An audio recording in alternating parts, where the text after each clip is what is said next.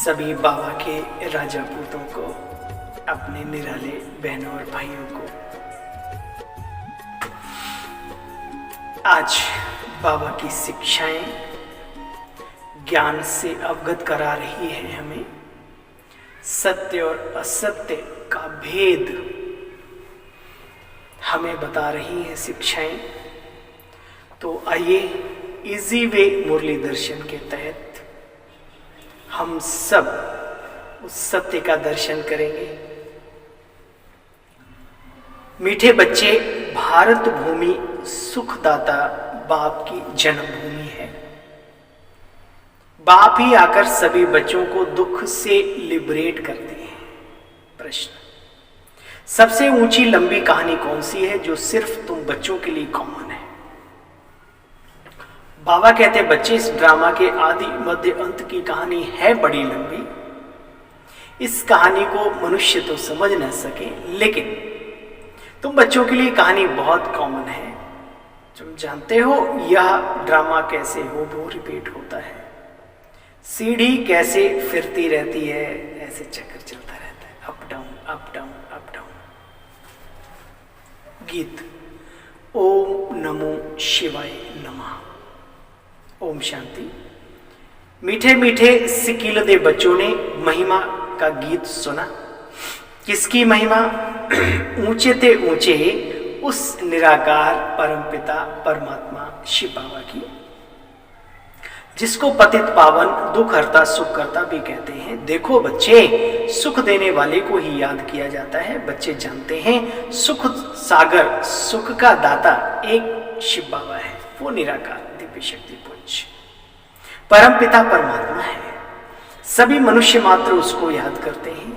और धर्म वाले भी कहते हैं बाप आकर के दुख से लिबरेट कर सुख देते हैं, परंतु यह जानते नहीं कि बाप सुख कैसे देते हैं। और अगर बाप सुख देते हैं तो फिर दुख कौन देता है, कब देता है, यह तुम बच्चे समझते हो। रावण बच्चों को दुख देता है, राम अपने बच्चों को सुख देते हैं। बाप तो कभी किसी को दुख नहीं देंगे ना। दुनियावी पिता भी अपने बच्चों को हमेशा खुशहाल देखना चाहता है। बाप तो सदा ही सुख देते हैं। अच्छा, बाप समझाते हैं बच्चे, हर एक आत्मा का पार्ट अपना अपना अलग अलग अलग अलग अलग अलग है। जितनी जल्दी ये बात समझ में आ जाए जिंदगी में, उतनी ही जल्दी आप सुख, शांति, प्रेम, पवित्रता, आनंद में जीवन की प्राप्ति कर सकते हैं। कब? ये बात जितनी जल्दी समझ में आ जाए उतनी जल्दी। कौन सी? हर आत्मा का पार्ट इस सृष्टि चक्र में अलग अलग है, एक न मिले दूसरे से। अंगूठे का चाहे निशान हो, हेयर स्टाइल हो, मनुष्य की सोच हो, नहीं मिल सकती। बाबा ने कहा,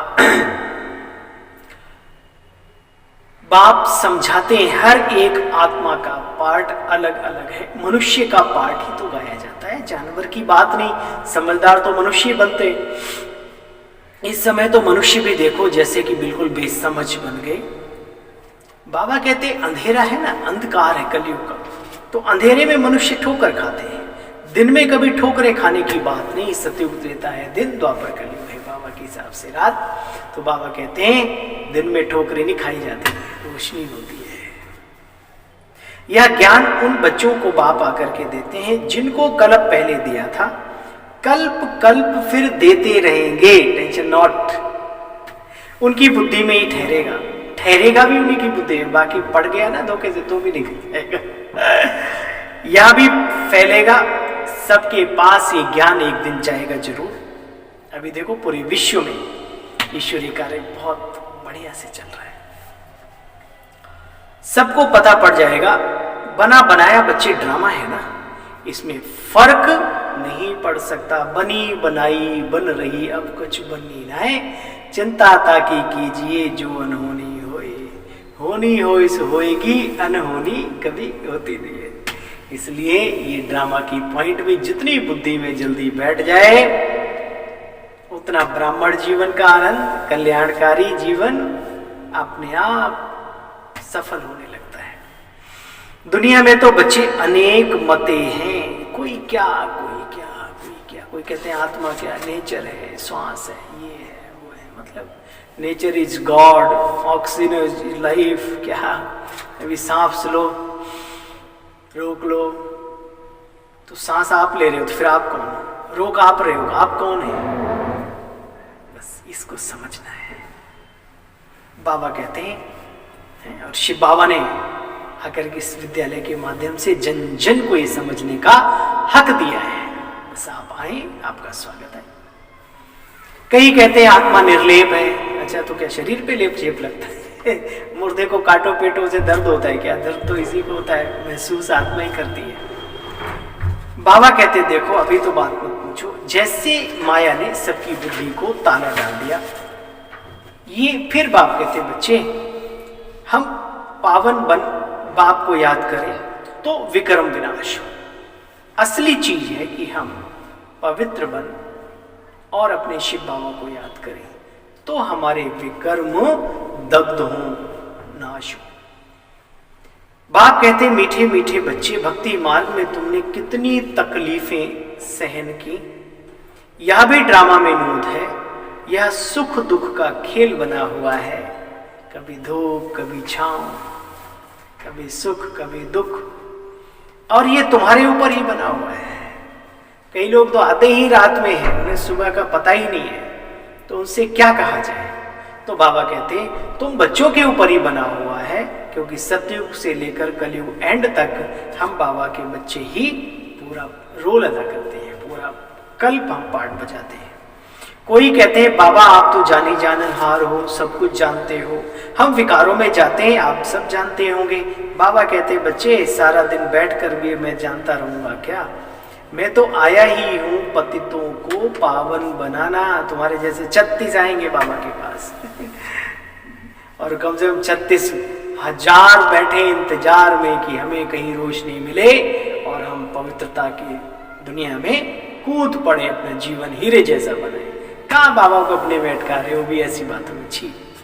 बाबा कहते हैं मनुष्य तो देखो कितने पत्थर बुद्धि, जैसे कि पत्थर बुद्धि, पत्थर में कील भी ठोको बड़ी मुश्किल से ठोकती है कितने पत्थर बुद्धि बन गए, यह भी समझते नहीं कि हम पतित हैं। मंदिरों में तो जाके कहते हैं हे प्रभु विषय विकार मिटाओ पाप हरो देवा, लेकिन जब पाप हरने आया है प्रभु, विषय विकारों को मिटाने आया है, तो फिर उसमें नुक्ताचीनी करने में भी देर नहीं करते। वारे मनुष्य तेरी बुद्धि और तेरा जीवन कमाल है। समझते नहीं कि हम पतित हैं। बाप कहते बच्चे मैं आया हूं सबका उद्धार करने, संत महापुरुष सभी का उद्धार एक शिव बाबा है। साधना की जाती है कुछ प्राप्ति करने के लिए, संन्यास धारण करने वाले गेरू वस्त्र धारण करने पड़ते हैं। अब भगवान को कोई ये वस्त्र धारण करने की आवश्यकता है क्या? वो तो शरीर रूपी वस्त्र ही नहीं लेता इन वस्त्रों की बात ही छोड़ो। कहते हैं मैं इन सब वेशधारियों का भी आकर के उद्धार करता हूं। ड्रामानुसार हर एक आत्मा अपना अपना पार्ट बजाती रहती है। याद रहे हमारा पार्ट बहुत अच्छा हो, उसके लिए आंतरिक शक्ति चाहिए, और आंतरिक शक्ति के लिए मन की एकाग्रता उस सर्वशक्तिमान के साथ चाहिए, जिसको हम कहते हैं राजयोग। देखो बच्चे इन सब बातों को तुम बच्चे जानते हो। अब बाप बैठ पढ़ाते हैं, या माया भी बच्चों को घड़ी घड़ी भुला देती। भगवान हमें पढ़ा रहा है, ये बात भी निकल जाती बुद्धि से। अब तुम बने हो राम के मुरीद। कौन बने हो?